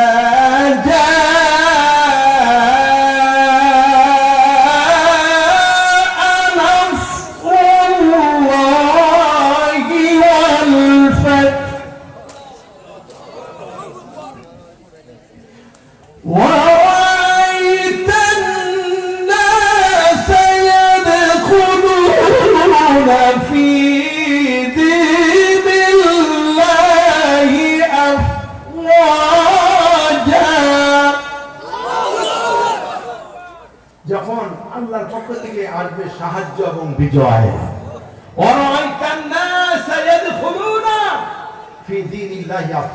আপনি দেখবেন দলে দলে তাদেরকে আল্লাহর রাস্তায় প্রবেশ করতেছে, দলে দলে আসতেছে ইনশাআল্লাহ। আলহামদুলিল্লাহ। অতএব ফাসাব্বিহ বিহামদি রাব্বিকা ওয়াস্তাগফির। সুতরাং প্রশংসা হবে কার? এবং ইস্তিগফার করতে হবে কার কাছে? আল্লাহর কাছে ইস্তিগফার করব আমরা, আল্লাহর প্রশংসা করব, তাসবিহ করব, নামাজের মধ্যে আল্লাহর কাছে দোয়া করব, আল্লাহ তুমি এই মাজলুম সংগঠনকে এদেশে বিচার কার্যের জন্য, এদেশের নেতৃত্বের জন্য কবুল করে নাও। আমরা বলি আমিন। আর কারা এই নেতৃত্ব পাবেন? আল্লাহ পাক বলেছেন আল্লাহ তাদেরকে দুনিয়ার সফলতা দিবেন, আখিরাতেও দিবেন যারা আল্লাহকে বেশি ভয় করে। ওয়াইবাদুর রাহমানিল্লাযীনা ইয়ামশুনা আলাল আরদি হাওলা। রহমানের বান্দা তো তারাই যারা জমিনে বিনয়ী এবং নম্রভাবে চলাফেরা করে, বলেন সুবহানাল্লাহ। আল্লাহর ভয় যার থাকবে আল্লাহ তাকে সফলতা দিবেন এবং জান্নাত দিবেন, ঠিক কিনা বলেন? প্রিয় ভাইরা আমার, আল্লাহকে ভয় করেন কারা সবচেয়ে বেশি? কোরআনুল কারীমের অন্যত্র আল্লাহ রাব্বুল আলামিন বলেছেন, ইন্নামা ইয়াখশাল্লাহা মিন ইবাদিহিল উলামা। আমার বান্দাদের মধ্যে আলেমরাই সবচেয়ে বেশি আমি আল্লাহকে ভয় করে, বলেন সুবহানাল্লাহ। সুতরাং ইসলামী আন্দোলন যারা করছেন তারা প্রত্যেকটি জায়গায় যোগ্য অভিজ্ঞ আল্লাহভীরু লোককে মনোনীত করছেন এই নেতৃত্বের জন্য, ঠিক কিনা? এই এলাকায় আপনি অবশ্যই তাকে চেনেন। ভালো লোক না খারাপ লোক? হ্যাঁ, কেমন ভালো হতে হবে, কেমন ভালো হতে হবে নেতৃত্ব যদি হাতে আসে সেটাও আমাদের জানা দরকার, ঠিক কিনা? কেমন ভালো হতে হবে শুনে রাখুন। হযরত আলী রাদিয়াল্লাহু তাআলা আনহু যেমন খেলাফতের দায়িত্ব পালন করেছেন, বাইতুল মালের দরজা খুলেছেন, বাইতুল মালের দরজা খুলে ওই দরজার সামনে 2 রাকাত নামাজ আদায় করেছেন। কয় রাকাত? 2 রাকাত নামাজ আদায় করলেন। আর মাটিকে লক্ষ্য করে বললেন, রে মাটি, কালকে কিয়ামতের দিন তোকে সাক্ষ্য দিতে হবে আমি আলী যেইভাবে এই গর্তে ভরেছিলাম ঠিক ওইভাবে আমি এই ঘর খালি করে দিয়েছি। সুবহানাল্লাহ। আজকে চেয়ারম্যান এমপিরা আঙ্গুল ফুলে কলা গাছ হয়ে যায়, কথা বলে ঠিক কিনা? ক্ষমতা এলে বলে সম্পদ কি করে লুটপাট করবে, কোথায় রাখবে দিশা পায় না। আমাদের দেশে দরবেশ নামে খ্যাত সালমানের রহমান, আহারে কত বড় লুটেরা, শুধু ইসলামী ব্যাংক থেকেই ৩৬,০০০ কোটি টাকা লুট করেছে। আল্লাহ পাক এই ধরনের হায়নাদের হাত থেকে আমাদের এই দেশকে রক্ষা করুন, আমরা বলি আমিন। এখনো ষড়যন্ত্র করছে, আপনারা সজাগ থাকবেন, সচেতন থাকবেন। কোন লুটেরা, কোন ফ্যাসিস্ট, কোন শয়তানের হাতে আমার দেশের স্বাধীনতাকে তুলে দিতে রাজি নই আমরা, ঠিক কিনা? আল্লাহ কবুল করুন। আল্লাহ নবী বলেছেন, আমি কি বলবো না তোমাদেরকে কোন জিনিস জান্নাতে পৌঁছায় দিবে? এক নম্বর হলো তাকওয়া আল্লাহ, দুই নম্বর হচ্ছে হুসনুল খুলুক, দুই নম্বর হচ্ছে উত্তম চরিত্র। সুবহানাল্লাহ। উত্তম কথা, উত্তম চরিত্র। আমাদেরকে এই চারিত্রিক সার্টিফিকেট কে দেয় কোন তো? হ্যাঁ, চেয়ারম্যান দেয়, ঠিক না? দেশের নিয়ম অনুযায়ী দেয়। আসলে আল্লাহ জানে চেয়ারম্যানের চরিত্র আছে না গেছে, ঠিক কিনা? আর আমরা তো মাশাআল্লাহ ভোট আসলে পরে পাগল হয়ে যায়। আমরা কি করি? আমাদের আকল দেখেন, নামাজ পড়ুক আর না পড়ুক, চরিত্র ভালো থাকুক আর না থাকুক, বলে কি আমার ভাইয়ের চরিত্র ফুলের মতো পবিত্র। আমার ভাই, তোমার ভাই, উল্লুক ভাই, বালুক ভাই, আমার ভাইয়ের চরিত্র ফুলের মতো পবিত্র, কিন্তু নামাজ পড়ে না করতো। এই নামাজ না বলে চরিত্র এক আনা দাম নাই, ঠিক কিনা? বড় চরিত্র অধিকারী এবং বেনামাজির জন্য জাহান্নাম, ঠিক কিনা? এখন আমি চেয়ারম্যানের কথা বললাম, আপনাদের কথাও বলি। নামাজ আমি জানি এখানে অনেক পাবলিকও আছে, ওয়াজ শুনতে আসছে, দিকে এসার নামাজটা পড়েন নাই, আছে না নাই? যদি থেকে থাকে হাত তুলে বলছে যে আমি আছি, সাহস করে তো বলছে। আমি দোয়া করে দিই আল্লাহ যেন ওনাদেরকে নামাজি বানায় দেয়। যারা ভালো করে শুনে রাখেন, যারা মুসলমান বলে দাবি করার পরে নামাজ পড়ে না, ওদের অন্তরে তাকওয়া নাই। কারণ আল্লাহর ভয় যদি থাকতো অবশ্যই সে নামাজ পড়তো, ঠিক কিনা? আর বেনামাজিকে জাহান্নামে দেওয়া হবে। সূরা মুদ্দাসসির আল্লাহ পাক বলেছেন, বলবো আমি, ফি জান্নাতি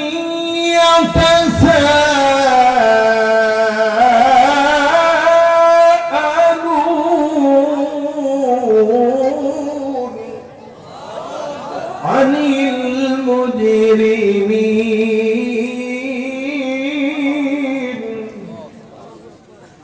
জান্নাতীরা জাহান্নামীদেরকে প্রশ্ন করবে, ভাই জাহান্নামে কেন এসেছো? এই সূরা মুদ্দাসসিরে 4টি কারণে মানুষ জাহান্নামে যাবে বলে আল্লাহ পাক বলেছেন। বলবো আমি, বলবো? আচ্ছা, এক নাম্বার জাহান্নামে বলবে ক্বালু লাম নাকু মিনাল মুসাল্লিন। এক নাম্বার অপরাধ করেছিলাম, আমরা বেনামাজি ছিলাম, আমরা নামাজ পড়ি নাই। জোরে কোন নাউযুবিল্লাহ। সুতরাং আমরা কি জাহান্নামে যেতে চাই? জোরে বলেন, জাহান্নামে যেতে চাই? কোথায় যেতে চাই? জোরে কোথায় যেতে চাই? জান্নাতে। এই জান্নাতে যেতে গেলে জান্নাতের কাজ করতে হবে, নামাজ পড়তে হবে, ঠিক কিনা? আর আমি দোয়া শিখাই দিই কি কাজে জান্নাতে যাওয়া যাবে, বলবো আমি?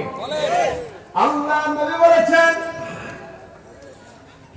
যে ব্যক্তি ফজরের নামাজের ফরজ নামাজ আদায় করে কারোর সাথে কোনো কথা না বলে 7 বার পড়বে আল্লাহুম্মা আজরিনি মিনান নার। সবাই পড়েন, আল্লাহুম্মা আজরিনি মিনান নার, আল্লাহুম্মা আজরিনি মিনান নার। যে ব্যক্তি 7 বার পড়বে, আল্লাহ নবী বলেছেন, যে ব্যক্তি এইভাবে 7 বার পড়বে আল্লাহুম্মা আজরিনি মিনান নার, সারা দিনের ভিতরে যদি তার মৃত্যু হয়ে যায়, তাহলে আল্লাহ রাব্বুল আলামিন থেকে জাহান্নাম থেকে নাম কেটে দিয়ে জান্নাতের ভিতরে নাম লিখাইয়া দিবে। সুবহানাল্লাহ। বলেছেন, যে ব্যক্তি মাগরিবের নামাজে ফরজ নামাজ আদায় করে সালাম ফিরাবে, এরপরে কারোর সাথে কোনো কথা না বলে ওই দোয়াটাই পড়বে, আল্লাহুম্মা আজিরনি মিনান নার। আমার দিকে তাকান, জানেন তো দোয়াটা? সবাই পড়েন, আল্লাহুম্মা আজিরনি মিনান নার, আল্লাহুম্মা আজিরনি মিনান নার। নবীজি বলেছেন, যে ব্যক্তি এইভাবে 7 বার পড়বে, আয় আল্লাহ তুমি আমাকে জাহান্নামের আগুন থেকে বাঁচায় দাও। যে ব্যক্তি এইভাবে দোয়া পড়বে, সারা রাতের ভিতরে যদি তার মৃত্যু হয়ে যায়, আল্লাহ নবী বলেছেন আল্লাহ রাব্বুল আলামিন তাকে জাহান্নাম থেকে নাম কেটে দিবেন এবং জান্নাতের ভিতরে নাম লিখায়া দিবেন। সুবহানাল্লাহ, সুবহানাল্লাহ। প্রিয় ভাই সব, গতকালকে সাংগঠনিক প্রোগ্রাম করেছি মাগরিব পর্যন্ত, মোটর শোভাযাত্রা করেছি, এরপরে সিরাজগঞ্জে মাহফিল করে আর ঘুমাইনি, রাতেই রওনা দিয়েছি যাতে এই মাহফিলে আসতে কোনো অসুবিধা না হয়। তবে একটু ব্যতিক্রম হয়েছে, এসেছি সবার আগে অন্যান্য মাহফিলের চাইতে, কিন্তু উঠলাম অনেক পরে। যাই হোক, তারপরে তো আল্লাহ সুযোগ করে দিয়েছেন, আলহামদুলিল্লাহ। প্রিয় ভাই সব, তো চলে এসেছি একবারে ময়দানে। সকালবেলা খবর পেলাম যে আমাদের এক ভাই, আমার প্রতিবেশী, ইন্তেকাল করেছেন, নাম মমতাজ।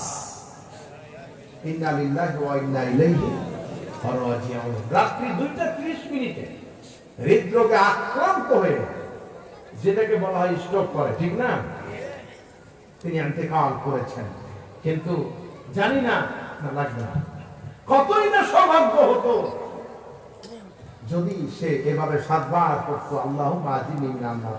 জানি না তিনি পড়েছেন কিনা, তবে হাদিসটি তিনি জানেন, কারণ আমি খুতবা দিতাম নাটোর জসকোট কমপ্লেক্স জামে মসজিদে, এবং আমি দেখেছি প্রায় প্রতি জুমায় তিনি নিজের এলাকায় জুমা পড়েন না, এখানে এসে আমি যেখানে খুতবা দিই এখানে জুমা পড়তেন। সেই হিসাবে হাদিসটি জানেন বলে আমার মনে হয়। প্রিয় ভাইরা আমার, এখন যারা বেনামাজি আছেন, বলার উদ্দেশ্য এটা যে নামাজীদের ব্যক্তিদের জন্য আল্লাহ তাআলা বহু বোনাসের ব্যবস্থা করেছেন। সুবহানাল্লাহ বিহামদিহি। ফরজগুলো আদায় না করে যদি নফলের গুরুত্ব দিই তাহলে হবে না। ফরজটা আদায় করতে হবে, তবেই নফলের গুরুত্ব আছে, ঠিক কিনা? প্রিয় ভাইরা আমার, তাহলে যে নামাজি নামাজ আদায় করে এই দোয়া পড়লে আল্লাহ তাআলা সবকিছু মাফ করে জান্নাত দান করে দিবেন, তাহলে এই নামাজ কি আমরা ছেড়ে দেব নাকি আদায় করব? 5 ওয়াক্ত নামাজ যথাযথভাবে আদায় করতে পারবো তো ইনশাআল্লাহ? ইনশাআল্লাহ নামাজ আদায় করতে পারবো, এই ওয়াজ শুনে লাভ হবে, তাছাড়া এই মাহফিল শুনে কোনো লাভ নাই। আমি এ যাবত যতগুলো কথা বলেছি, আমি প্রয়োজনীয় কথাই বলেছি বলে আমার মনে হয়, ঠিক কিনা? বাজে কথা বলবো না। এই যে অনেকের বিরুদ্ধে কিছু কথা গেল, বলবো তুমি এটা কেন গেল, এটা কি গীবত হবে না? না, বরং যারা লোকেরা, যারা খুনি, যারা উপরে গণতন্ত্রের লেবাস পরেছে কিন্তু ভিতরে আছে মুনাফিকি, লুটপাট, খুনি, ওদের ব্যাপারে সতর্ক করে দেওয়া, এটা গীবত হবে না, এটা প্রকাশ করা ফরজ। জালিমের সামনে সত্য কথা বলা ফরজ, ঠিক কিনা বলেন? এটা উত্তম জিহাদ। আল্লাহ নবী বলেছেন তোমরা জালিমকে সাহায্য করো। জালিমকে সাহায্য করা যায় নাকি? সাহাবীরা প্রশ্ন করলেন, ইয়া রাসূলুল্লাহ, জালিমকে কিভাবে সাহায্য করে? আল্লাহ নবী বলেছেন কোন জালিম যখন জুলুম করে তাকে সামর্থ্য অনুযায়ী তাকে বাধা দিয়ে দাও, অথবা মুখ দিয়ে তাকে সতর্ক করো। কারণ যে জুলুম করে তাকে যদি তুমি বাধা দাও, জালিমের শক্ত হাতকে তুমি ধরে ফেলো, যদি ধরে নিতে পারো তাহলে তুমি তার উপকার করলে, সে অন্যায় থেকে বেঁচে গেল, সে সাহায্য পেয়ে গেল। সুবহানাল্লাহ। এটা জালিমকে সাহায্য করা অর্থ হলো কোন জালিমকে জুলুম করতে দেওয়া যাবে না। কিন্তু ভাগ্যের নির্মম পরিহাস, কিছু আলেম বড় বড় চুল, বড় বড় জুব্বা, বড় বড় পাগড়িওয়ালা আমি দেখেছি, গোল টেবিলে তারা গোল মিটিং করে। গোল মিটিং এর পরে অতিথি হিসাবে ছিল আমাদের দেশের একেবারে নব্য ফেরাউন হাসিনা ফেরাউন। এখন ওরা ওদের পাগড়ি ওদের সুব্বা কোন জায়গাতে গেল শেখ হাসিনা লাফাতে লাফাতে ওদের অবস্থা খারাপ। দেখেছেন এরা কত বড় জালিম, ওরা ওই নিকৃষ্ট জালিমের চাইতে আরো বড় জালিম, ঠিক কিনা? আব্দুল্লাহ বিন উবাইকে যদি কেউ দেখতে চায় তাহলে পাগড়ি আলাদাকে যেন দেখে। এগুলো আপনাদের লক্ষ্য করে যারা পাগড়ি পরে এদেরকে বলছি না, কিন্তু ওই যে শয়তানের দোষর যারা ছিল ওরা এত খারাপ হতো না। আমাদের মতো আপনাদের মতো আলেম রূপী কিছু জালিমের কারণে, কিছু মুনাফিকের কারণে এত বড় অপরাধ তারা করতে সক্ষম হয়েছে, ঠিক কিনা? এই যে সাইদি নিজামী মুজাহিদের বিরুদ্ধে মামলা প্রথম কে দায়ের করছিল, নাম কি? আরে ওর নাম জানেন তো? মজিবুল্লাহ কি বলেন, ঠিক কিনা? ও আগেই মিস কল দিছে, ওই আমার একটু ছাড় দে, ওরা কইছিল না, পালিয়ে গেছে। আল্লামা বলেছিলেন, আমরা কিন্তু এখন যেভাবে কথাগুলি বলছি আগেও বলতাম, এভাবে প্রতিবাদ করেছি, ঠিক কিনা? নাম না বললো প্রতিবাদ কিন্তু বাধা ছিল না। আমাদের হুজুর বলেছিলেন এমন একটা সময় আসবে পালানোর জন্য ইন্দ্রের গর্ত খুঁজে পাবে না। কথা মিলছে কিনা? আসলে আল্লাহর মধ্যে যারা থাকেন আল্লাহ তাদেরকে এগুলি বুঝার তৌফিক দেন, কিন্তু শয়তানরা কিন্তু শিক্ষা নেয় না, ঠিক কিনা? ইসলামের পক্ষে কথা বলতে গেলে মৌলবাদ জিকির উঠে গেছে। এটা আজকাল জিকির না, এই 5 আগস্টের এই বিপ্লবের পরও আমার দেশের এক শ্রেণীর লোক, এই তথাকথিত ব্যক্তি আলেমদেরকে কিন্তু বলেছিল মৌলবাদ, যে মৌলবাদরা কোনোদিন ক্ষমতা আসতে পারেনি, আসতেও পারবে না। তা আমাদের ছোট্ট মানুষ আমির হামজা অল্প দিনের আমাদের ভাই দিনী ভাই, তিনি বলেছিলেন একটা কথা আমার ভালো লাগছে। তিনি বলেছিলেন যে আপনি মৌলবাদ কারে বলেন, তার ব্যাখ্যা তিনি বলেছেন যে মৌলবাদ না থাকলে তো আপনার মায়ের আর আপনার বাপের বিয়েই হতো না, তা আপনি তো অবৈধ সন্তান হয়ে যেতেন। অতএব আপনি মুখ বন্ধ করেন, আপনি যদি মুখ বন্ধ না করেন তাহলে আপনি ওটাই হয়ে যাবেন, ঠিক আছে? যাই হোক, আল্লাহ হেদায়েত দান করুন। এখন অবশ্য মুখটা একটু কন্ট্রোলে আসতেছে, ঠিক কিনা বলেন? যা ইচ্ছে তাই বলা যাবে না। এখন মৌলবাদ, আল্লামা দেলাওয়ার সাইদি বলেছিলেন মৌলবাদ আমাদেরকে বলো মূল এসেছে গোড়া থেকে, ঠিক কিনা? মূল মানে গোড়া, মূল কি? মূল হলো কোরআন, মূল হলো হাদিস, ঠিক কিনা বলেন? সুতরাং তোমরা যারা মৌলবাদ বলছো আমরা মূলে আছি, আর যারা আমাদের মৌলবাদ বলো তারা হচ্ছে আগাবাদী, তারা থাকে ওই গাছের আগায়। সময় যখন আসবে আস্তে করে মৌলবাদরা গাছের গোড়া ধরে নাড়া দিবে, আর একটা নাড়া যদি দেয় তাহলে মামুর বাড়ির দিল্লি গিয়ে গেছে বলে ওই জায়গায় গেছে। 20 বছর আগেকার কথা কার্যকর হয়েছে, ঠিক কিনা বলেন? অতএব আর বেশি মাতলামু করা ঠিক হবে না।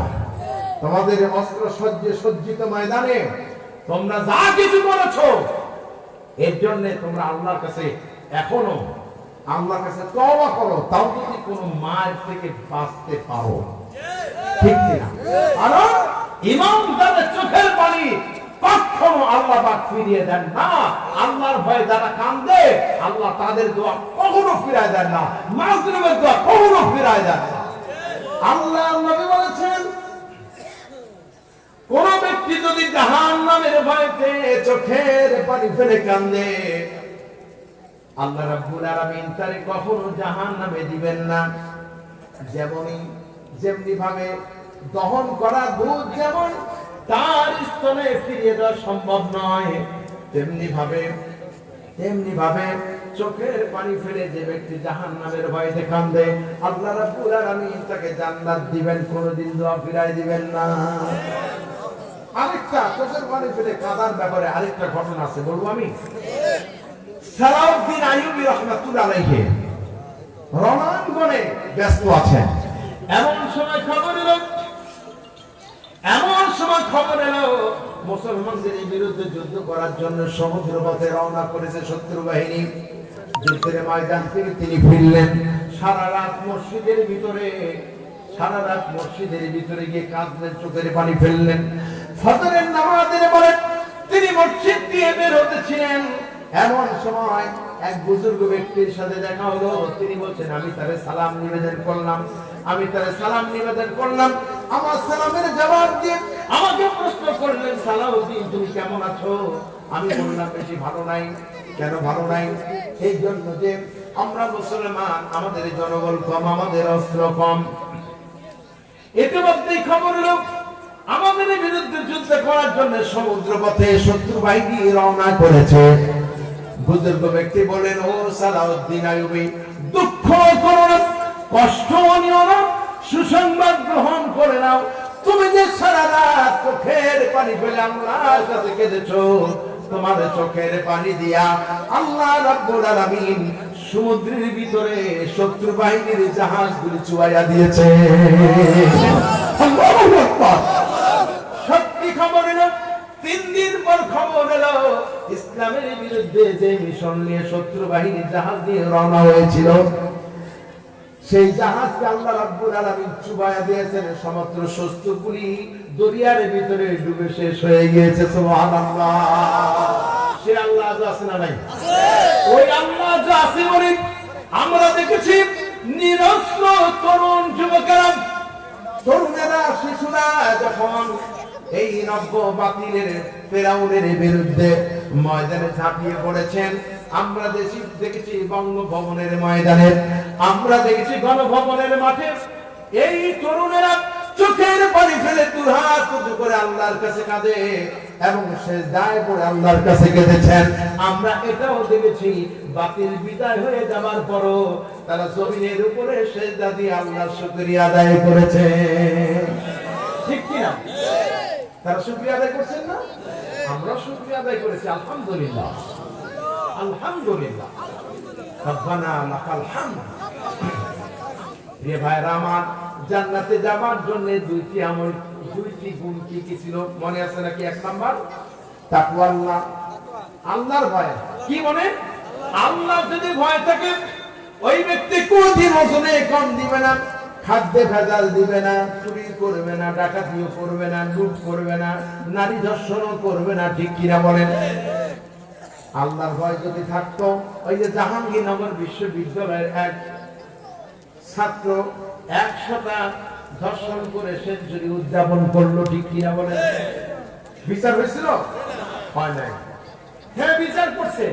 আমাদের আল্লামা সাঈদী খুব সুন্দর করে বলছেন, তার বিচার একটা করছিল ভাবে, তাকে ডেকে বলছে, ওই দুষ্ট ছেলে, এরকমটা করতে নেই। ঠিক না? এটা কি শাসন হলো? আল্লাহর ভয় যদি থাকে, আমরা অনেক ক্ষেত্রে আল্লাহকে ভয় করি না। দাঁড়িয়ে আছে, টুপি আছে, জুব্বা আছে, সব আছে। অনেকে শুধু এগুলো ব্যবহার করে ব্যবসাটা যেন মানুষ আমারে বিশ্বাস করে, আমার দোকানে যেন বেচা কিনা বেশি হয়। বাইতুল মুকাররমে আমি খেজুর কিনতে গেলাম, উপরে দারুণ দেখতে সুন্দর, লোকটার মুখে দাঁড়িয়ে নাই, তুমি টুপি আছে মাথায়। আমি বললাম, কত করে কেজি? দাম দর হয়ে গেল। আমি বললাম, আমাকে দেন, আমার পরিবার মতো আমি চাইলাম। এখন আমি দেখলাম যে বেচারি আমাকে খেজুর ওজন করে দিবেন, যে পাত্রের মধ্যে, যে ঠোঙ্গা বা খোসের মধ্যে তুলতেছেন, ঠিক এর মধ্যে রাখা আছে খেজুর, নিচে দিয়ে এইভাবে একদম থেকে একটাও যেন নিচে না থাকে, একেবারে ফিনিশিং দিয়ে তুলে দিচ্ছে। আমার কাছে সন্দেহজনক মনে হলো। আমি বললাম, ভাই এত কষ্ট করে তুললেন কেন? আপনি তো আরামে দিতে পারতেন। তবে একটা কিন্তু আছে বলে আমার মনে হয়, আপনি যে খেজুরটা দিয়েছেন আমি এটাকে দেখবো। না হুজুর, দেখানো যাবে না। আমি কেন? আমি তো দেখে নেবো। হুজুর, আপনার কাছে বেচবো না। চিন্তা করছেন আমি কি টাকা দেবো না? বলছে, না হুজুর, আপনি নিয়েন না, মাফ করে দেন। বলে, দেখেন, মাথা কিন্তু টুপি ছিল। আল্লাহ মাফ করুন বলেন। আমি বিবাহ করতে গেলে ভয় করতে হবে কাকে? রাজনীতি করতে গেলে ভয় করতে হবে কাকে? আচ্ছা, বিয়ে করতে গেলে ভয় কিসের? আবার আপনি বিয়ে করবেন, আবার ভয় কি? এটা আনন্দের বিষয়। ভয় করতে হবে এই জন্য যে আপনি মহারণা দিবেন, কিন্তু কিন্তু কি যৌতুক নিবেন না। যৌতুক অবশ্য লক্ষ্মীপুরে নাই, ভাই আছে নাকি? হারাম, হারাম। ইন্না লিল্লাহি ওয়া ইন্না ইলাইহি রাজিউন। খবরদার এই যৌতুক প্রথা থেকে আমরা বের হয়ে আসবো, আর কখনো আমরা যৌতুক নেব না। আমার সামনে অধিকাংশ যুবক দেখতে পাচ্ছি, তরুণ দেখতে পাচ্ছি। আমি আপনাদের জন্য আল্লাহর কাছে মুসাফির হিসেবে দোয়া করতে চাই, আল্লাহর কাছে বলতে চাই, আয় আল্লাহ তাআলা, আপনি দয়া করে আমাদের এই তরুণদেরকে সুন্দরী অরমণী নয়নের পুতুলি সুন্দরী স্ত্রী দান করে দিও। কেউ যদি সুন্দরী মেয়ে বিয়ে করতে চান, যৌতুক নিলে পাবেন না। পাবেন নাকি? পাবেন ঠিকই। ওই যে এখন মোটরসাইকেল পাওয়া যায় 5 লাখ টাকা দাম, নাম কি? R15। R15 আপনাকে মেয়েও দিল, R15 দিল। এমন তো শ্বশুর বাড়িতে যাবেন, আপনার শ্বশুর দেখতে পাচ্ছে মোটরসাইকেলের আওয়াজ, গুরুটি দিয়ে দেখে যে হ্যাঁ জামাই বাবাজি আসতেছেন, আর চিন্তা করতেছেন আসতেছে রক্তচোষা, তার নামে জোর করে নিচ্ছেন 5 লাখ টাকা। ঠিক কিনা বলেন? চিন্তা করতে পারেন না, এতটাই ভালো ছিল। আপ্যায়ন করা লাগবে। নিজের জায়গায় গাড়ি কিনবেন, যৌতুক ছাড়া বিবাহ করবেন, এখন থেকে নিয়ত করুন। নিয়ত করলে আল্লাহ তাআলা আপনাদেরকে স্বাবলম্বী বানায় দিবেন। আল্লাহ পাক আপনাদেরকে সম্মানও বাড়ায় দিবেন। এইভাবে যেমন আপনি নিজের জায়গায় গাড়ি কিনবেন, আপনি শ্বশুর বাড়িতে বেড়াতে যাবেন, শ্বশুরের মেয়েটাকে সাথে করে নিয়ে যাবেন। আপনার শ্বশুর খবর পেয়ে অপেক্ষা করতে থাকবে, আমার কলিজার টুকরা মেয়ে আর আমার সোনার টুকরা জামাইটা কখন আসবে। ঠিক কিনা? এই সম্মান টাকা দিয়ে হবে না। এই জন্য যৌতুক এগুলি সম্পূর্ণ হারাম। যেটা আল্লাহ হারাম করেছেন ওটা আমরা আর গ্রহণ করব না ইনশাআল্লাহ। কেউ যদি আনন্দ চিত্তে খুশি হয়ে কিছু দেয়, আপনাকে বলার দরকার নাই। আপনি বলবেন যে যৌতুক ছাড়া, আমি যৌতুক ছাড়া মহারণা পরিশোধ করে বিবাহ করবো। আল্লাহ আমাদের তৌফিক দিন, আমরা বলি আমিন। এবার নবীজি বলেছেন, আতাদরুনা মা ইয়াদখুলুন নাসান নার, আমি কি তোমাদেরকে বলবো না মানুষকে কোন জিনিস সবচেয়ে বেশি জাহান্নামে প্রবেশ করাবে? বলবো আমি? বলবো? আল্লাহর নবী বলেছেন আল-ওয়াজওয়াফানে, সেটা হলো দুইটি জিনিস। একটা হলো আল-ফাম, এটা হলো কি? মুখ। 2 নম্বর হচ্ছে আল-ফারাজ, জননের লজ্জার স্থান। একটা মুখ আর একটা লজ্জার স্থান। এই দুইটি কারণে মানুষ জাহান্নামে যাবে। ঠিক কিনা? আল্লাহ আমাদেরকে হেদায়েত দান করুন, আমিন। সুতরাং এগুলি কেউ না দেখলে দেখেন কি? এই যে আপনারা দেখছেন, এই বিশ্বাসটাই হলো ভয়। ঠিক কিনা? প্রিয় ভাইরা আমার, আমাকে একটা কাগজ দেওয়া হয়েছিল একটা কারণে, ওটা কি বলতে হবে? বলবো? ঠিক আছে ইনশাআল্লাহ। প্রিয় ভাইরা আমার,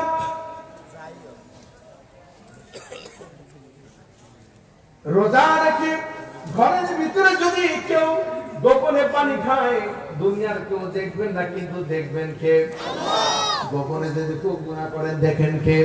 আল্লাহ রাব্বুল আলামিন বলেন, ওয়ালাকাদ খালাকনাল ইনসানা না'লামু মা তুওয়াসওয়িসু বিহি নাফসু ওয়া নাহনু আকরাবু ইলাইহি মিন হাবলিল ওয়ারিদ। মানুষ সৃষ্টি করেছি আমি, এবং মানুষের অন্তঃকরণে কোন ওয়াসওয়াসা উপস্থিত হয় সব আমি আল্লাহ তাআলা জানি। এমনকি তার এই ঘাড়ের রগের চাইতেও আরো নিকটে আমি আল্লাহ থাকি। সুবহানাল্লাহ। আল্লাহ আমাদেরকে হেদায়েত দান করুন, আমরা বলি আমিন। প্রিয় ভাইরা আমার, এই জন্য অন্তরে আল্লাহর ভয়, এটা হলো ধর্মীয় ভয়। ঠিক কিনা? যারা ধর্ম মানেন, যারা ইসলাম মানেন, তাদের মধ্যে এই বিশ্বাস, তাদের মনে এই বিশ্বাস আছে। যারা ধর্মকে মানেন না, বিশ্বাস করেন না, তাদের মধ্যে এই ভয় থাকার কথা নয়। এই জন্য কবি সম্রাট আল্লামা ইকবাল বলেছেন, কম মযহব সে হে মযহব জো নেহি তুম ভি নেহি, কম মযহব সে হে মযহব জো নেহি তুম ভি নেহি, জজবা হাম জো নেহি মাফিলে আঞ্জুম ভি নেহি। ধর্মতে হয় জাতি গঠন, ধর্মবিহীন জাতি কথা আকর্ষণী শক্তি ছাড়া তারকামালার শোভা বৃথা। ধর্ম ছাড়া কোন জাতি সুগঠিত হতে পারে না, ঠিক কিনা? আল্লাহ এবং পরকালের ভয় ছাড়া কোন জাতি ভালো হতে পারে না। সুতরাং সমাজনীতি, অর্থনীতি, রাজনীতি সব নীতির ব্যাপারে ভয় থাকবে কার? আর আমরা তেমন মুসলমান, আমাদের মুসলমান, কিন্তু আমাদের কাজকর্মগুলি ইহুদিদের কালচার, আছে না নাই? এই জন্য কবি সম্রাট আল্লামা ইকবাল বলেছেন, উজে মে তুম হো নসারা তু তামাদ্দুন মে হুনুদ, উজে মে তুম হো নসারা তু তামাদ্দুন মে হুনুদ, ये मुसलमान हो जिन्हें के शर्माए यहूद। রীতিনীতিতে খ্রিস্টান সম, হিন্দু তো তুমি সভ্যতায় একই হে সেই মুসলিম যারে ইহুদিও দেখে লজ্জা পায়, ঠিক কিনা? আজকে গায়ে হলুদ করে হিন্দুরা, মুসলমানেরা তাই একই করে।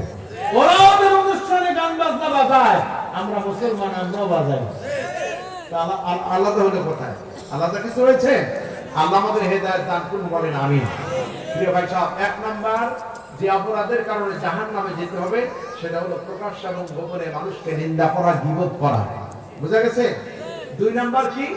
আল্লাযী জামাআ মালাহু ওয়া আযযাবা, যে অর্থ সম্পদ জমা করে এবং তা বারবার গণনা করে, এই জন্য যে ইয়াহসাবু আন্না মালাহু আখলাদা, সে মনে করে যে তার এই ধন সম্পদ তাকে চির অমর করে রাখবে। যেরকম নাউযুবিল্লাহ। প্রিয় ভাইরা আমার, আল্লাহ নবী বলেছেন আদম সন্তান বৃদ্ধ হয়ে যায়, কিন্তু তিনটি জিনিস বৃদ্ধ হয় না, আরো জওয়ান হয়। এটা আবার কি? সবকিছু বুড়া হয়ে যায় কিন্তু তিনটি জিনিস জওয়ান হয়। বলবো আমি? এটা পরে বলি, অন্য সময় বলা যাবে, সময় কম। প্রিয় ভাই সব, গতকালকে সিরাজগঞ্জে আমাকে দিয়েছে রাত্রি 11টায়, রাত্রি 1টা কয়েক মিনিট পর্যন্ত, 1টা 15 মিনিট পর্যন্ত ছিলাম। প্রিয় হাজিরিন, আমি শেষের যে পয়েন্টটা এটা বলে আমি শেষ করে দেবো। হুজুর যদি আসে নিয়ে আসবেন, অসুবিধা নেই। প্রিয় ভাই আমার, তিনি আপনাদেরকে নিয়ে দোয়া করবেন, আপনারা কেউ নড়াচড়া করবেন না। এখানে আরো অনেক বেশি উপস্থিতি হওয়ার কথা ছিল, এত কম হলো কেন? এত সুন্দর প্যান্ডেল, আমি আগেই বলেছিলাম হয় না সহজে। সম্মানিত হাজিরিন, তাহলে 2 নম্বর অপরাধ হলো সম্পদ গণনা করা। মানে আপনি হালাল রুজি রোজগার করে গণনা করার অসুবিধা নেই, কিন্তু হালাল ভাবে আপনি ব্যয় করার জায়গা থাকতে হবে, ঠিক কিনা? আল্লাহ রাব্বুল আলামিন কোরআনুল কারীমের ভিতরে বলেছেন, সূরা মুনাফিকুনে দেখুন, আল্লাহ পাক বলছেন, ইয়া আইয়ুহাল্লাযীনা আমানু লা তুলহিকুম আমওয়ালুকুম ওয়ালা আওলাদুকুম আন যিকরিল্লাহ ওয়া মান ইয়াফআল যালিকা ফাউলাইকা হুমুল খাসিরুন। হে বিশ্বাসীগণ, হে ঈমানদারগণ, তোমাদের ধন সম্পদ এবং সন্তান সন্ততি যেন তোমাদেরকে আল্লাহর স্মরণ থেকে গাফেল করে না দেয়। মানে হারাম পথে রোজগার যেন না করি, হারাম পথে সন্তানদেরকে যেন পরিচালিত না করি। যদি কেউ করি, আল্লাহ তাআলা বলেছেন